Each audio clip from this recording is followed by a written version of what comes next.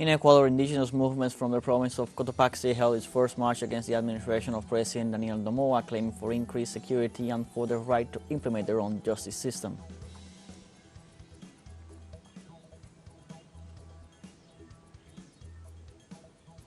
In Palestine, humanitarian organizations and civilians continue to condemn the plans of Israel of carrying out a ground invasion in Rafah.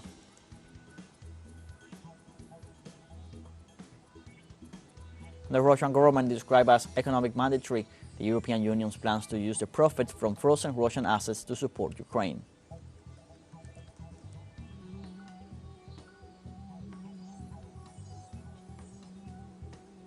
Hello, welcome From the South. I'm Luis Alberto Matos from the teleSUR studios in Havana, Cuba. We begin with the news. On Friday, in the Ecuadorian province of Cotopaxi, the Indigenous movement held its first march against the administration of President Daniel Noboa. Representatives of the indigenous peoples marched through the streets of Latacunga city, claiming for increased security and for the right to implement their own justice system. Also, demonstrators denounced the lack of health services, education, employment, and the increase of the value-added tax introduced by Noboa. This is considered the first protest of indigenous movements against the administration of President Noboa and his measures to tackle organized crime.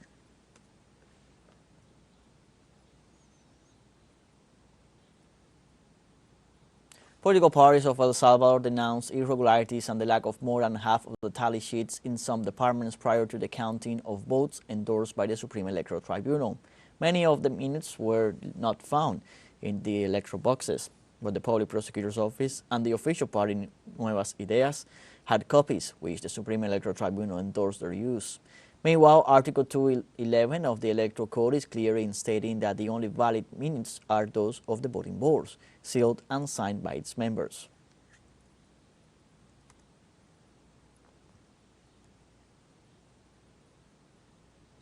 In Venezuela, the National Assembly held a day of national dialogue with the religious sector at the Legislative Palace.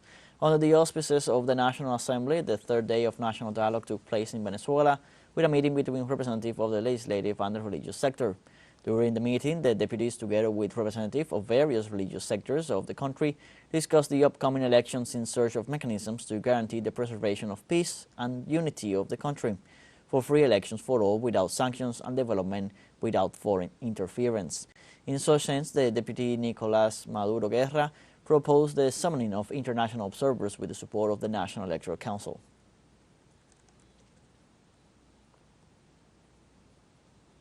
The government of Bolivia affirmed that its gold reserves exceed 23,000 tons in response to the negative rating of a U.S. risk agency. In this regard, the Central Bank of Bolivia assured that the U.S. risk rating agency, Fitch Ratings, did not know the reality in the vaults of the National Treasury by giving the country the CCC classification and speculating on its international reserves. The institution denied the use of part of the gold in the international reserve as guarantee, as the U.S. agency claims. The financial entity detailed that as of December 31, 2023, the reserves were at 23.51 tons above the limit established in the norms.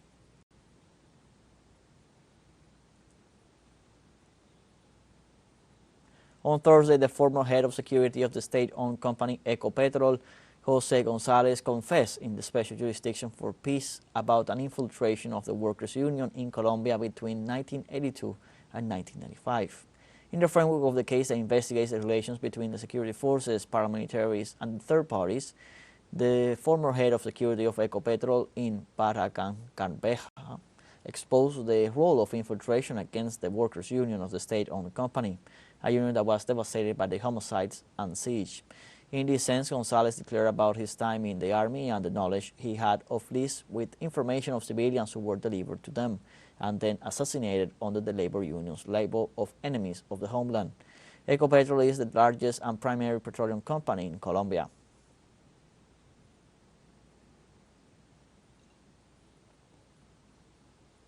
On Thursday, President of Argentina, Javier Milei, ordered the reduction of funds and subsidies to the provinces. In this sense, local media exposed that the order was carried out by his Minister of Economy, Luis Caputo. In the meantime, the presidential spokesman, Manuel Adorni, assured that the executive decision was intended to bring transparency to a system that he stated works in favor of politics itself. In this sense, social movements indicated that beyond the sociological and political rhetoric, This decision has an enormous impact on the life of the average Argentine. In places like Cordoba, where the libertarian movement was very well received, the cost of a bus ticket could reach $1.20. It is worth noting that Transportation Subsidy Compensation Fund was born as a way to compensate for the cost of tickets paid in the metropolitan area.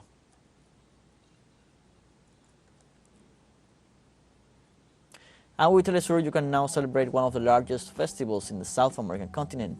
Gladys Quesada brings you all the details in this Carnival Time 2024. Tune in every day this week at 7 p.m. Caracas through our Facebook Live at teleSUR English Official and X account at teleSUR English and discover our most colorful celebrations. Other stories coming up. Stay with us.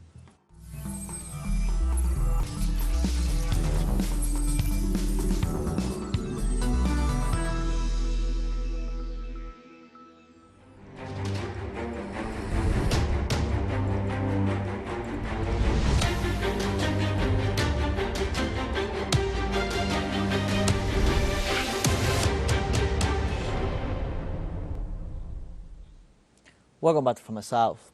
In the Gaza Strip, humanitarian organizations and Palestine civilians condemn the plans of Israel's extreme right-wing Prime Minister Benjamin Netanyahu of carrying out a ground invasion in Rafah.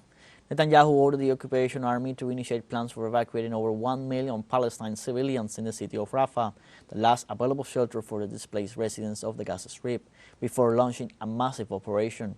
An estimated 1.5 million people are currently crowded in Rafah in unhealthy conditions and suffering from hunger after fleeing from the siege in other parts of the region. In this context, organizations such as Doctors Without Borders have claimed that a ground operation on the site would be catastrophic.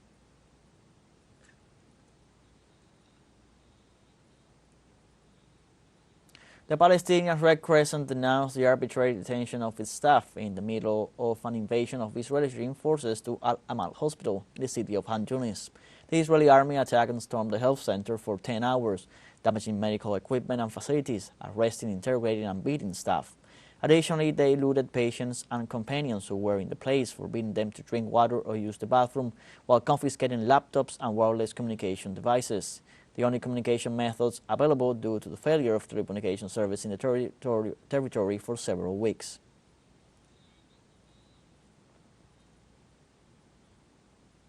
At least 110 Palestinians have been killed by Tel Aviv's army in the Gaza Strip in the last 24 hours, in the middle of bombings in different cities of the occupied territory. In the city of Rafah, a military ground operation attacked 25 refugees. Meanwhile, troops raided the towns of Khan Yunis, Deir al-Balal, and the Sawaida refugee camp.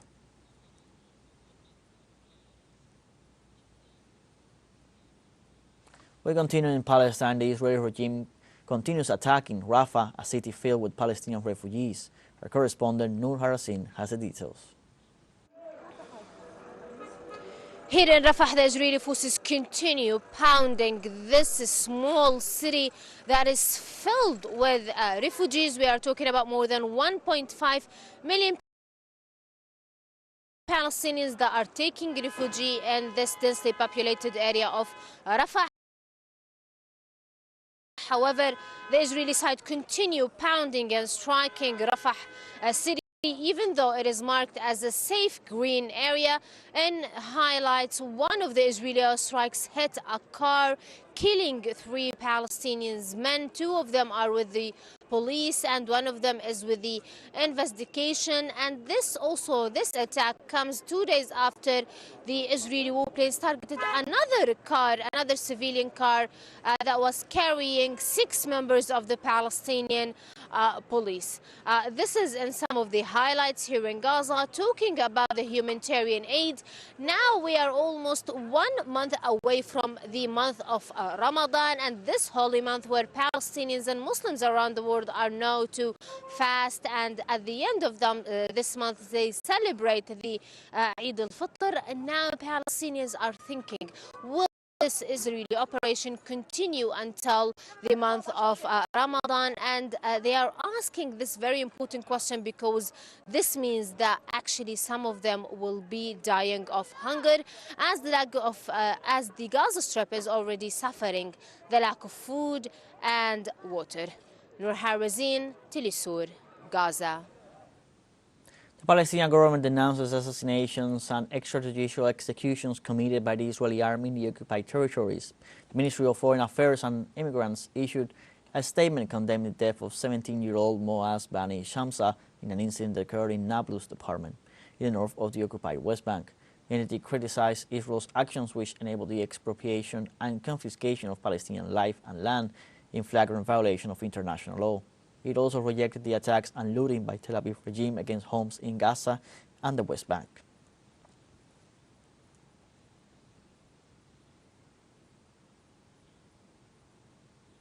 The government of Nicaragua joined the lawsuit filed by South Africa against Israel for genocide against the Palestinian people before the International Court of Justice. Nicaragua urged the judges to recognize that Tel Aviv is in breach of all its obligations under the Genocide Convention. In this regard, Managua requested authorization to intervene in the case under Article 62, which allows state participation in such a case as long as its interests are legal. In this regard, the court requested South Africa and Israel to submit written observations on Nicaragua's request for intervention.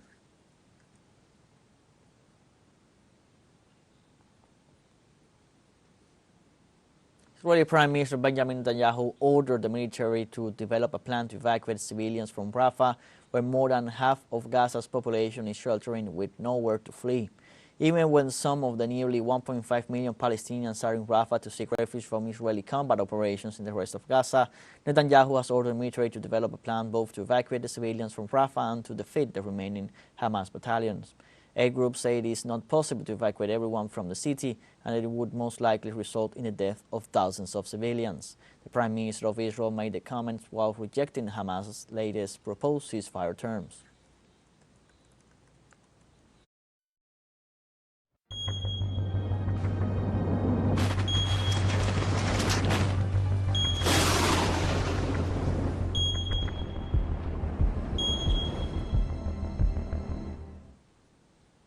In the Philippines, the death toll from landslides that hit the southeastern part of the country last Tuesday rose to 27.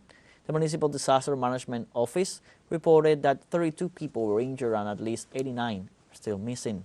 The landslide was provoked by the continuous rains. 2 villages and 2 buses carrying apex mining workers were buried by mud. Rescue and civil defense authorities are searching in the affected areas.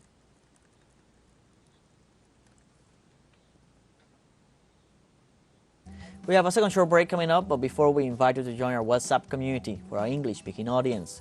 You can scan the QR code on screen to join directly and share the link to reach more people. Constant news coverage of Latin America and the Caribbean as well as the rest of the world. Stay connected and informed with teleSUR. Final short break, don't go away.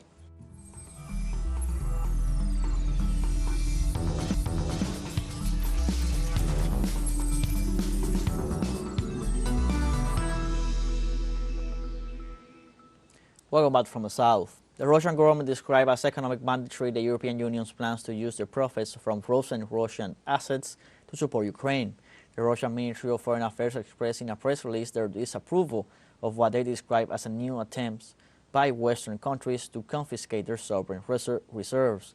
They also denounced the plans of the joint West to use Russian assets to support Kiev, since the bloc's debt is already huge. The Russian authorities also reminded that all such actions constitute a serious violation of international law.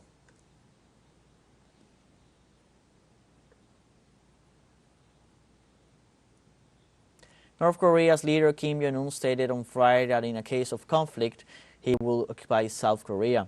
This was stated during his speech at the 76th anniversary of the North Korean Army. The southern neighbors have been defined by Pyongyang as the main and most harmful enemy. In fact, the North Korean parliament on Wednesday approved the termination of one of the few agreements that survived the escalation of tensions, which is the Economic Cooperation Agreement with South Korea. Kim called on his forces to be combat ready based on powerful military potential and said peace is not to be begged for. He also called for the destruction of symbols, advocating the idea of a possible peaceful reunification with its neighbor.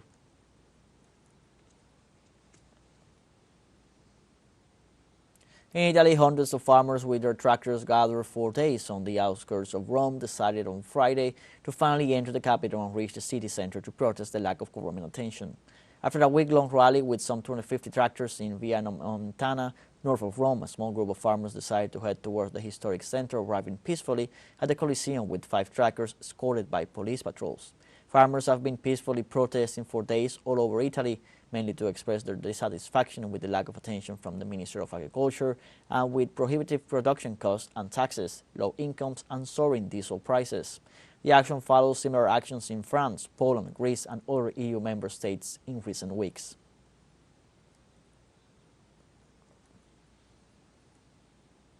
China celebrates the new lunar year, a holiday that brings families together and practically paralyzes the country.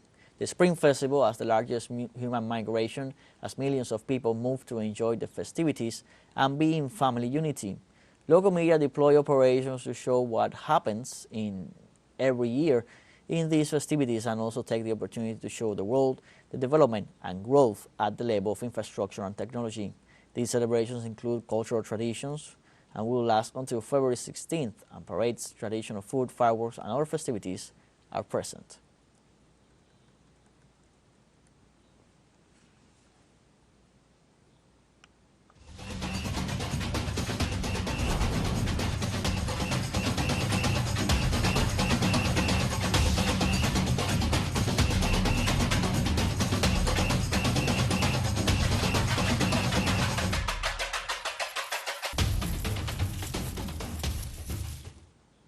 Carnivals are underway in Brazil, and one of its main traditions at this time of year is street orchestras playing a style of music called frevo. From Pernambuco, our correspondent Ramir gives us the details. On the edge of the sugar plantations, in the sleepy town of Pau d'Alho, on the outskirts of Greater Recife, Pernambuco, one of Brazil's oldest frevo organizations, the Clube dos Lenhadores, or Lumberjack Club, prepares for its 117th carnival. Frevo is a very seductive kind of music. Carnival clubs like ours play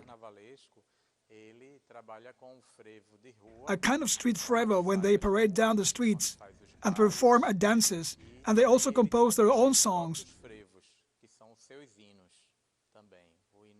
The Lenhadores Club hymn is over 100 years old. Frevo is a genre of music normally only played during carnival, but has its roots in waltzes and polkas that were popular in the late 1800s but considered too slow to dance to in carnival. Local musicians sped up the tempo and played the European-influenced pop melodies over Afro-Brazilian dance rhythms. I've been dancing in this carnival since I was a little girl. In the old days we were freer in carnivals, we felt more protected. These days we have to be careful about who is dancing next to us because there is a lot of evil in the world today. But we don't ever stop dancing because this is one of the best carnivals in Brazil, and Lenhadores is one of the best clubs. While carnivals in other regions of Brazil have been commodified to the point where only rich people can afford to get near the bands, Pernambuco's grand old frevo clubs like Lenhadores keep the tradition of carnival alive as a free festival made by and for the working class. It's not an issue of us not wanting this tradition to ever end. You can see how many people have come out our parade tonight. And they love this club, so we don't think this is ever going to end. Brian Mir, teleSUR, Pau d'Alho, Pernambuco.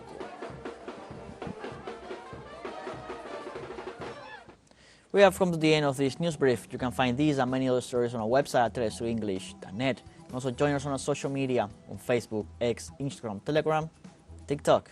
For teleSUR English, I'm Luis Alberto Matos. Thank you for watching.